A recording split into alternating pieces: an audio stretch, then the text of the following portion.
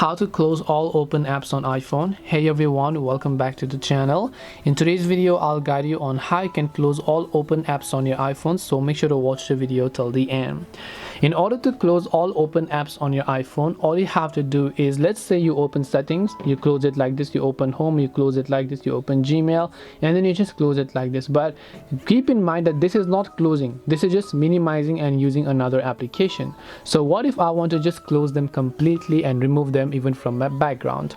Well, in order to do this, all you have to do is swipe up and hold from your home section, and you'll find the recent menu where you'll be able to see a list of all the applications you've run. All you have to do is simply swipe this upward like this, and then they will get successfully closed. So if you just minimize it like this, it's going to get minimized, but to close it, swipe up and then throw them upwards like this. This way you'll be able to close all apps on iPhone. Hope this video was very helpful. If you have got any questions, feel free to leave them down. Thank you for watching till the end, and see you soon in our next video.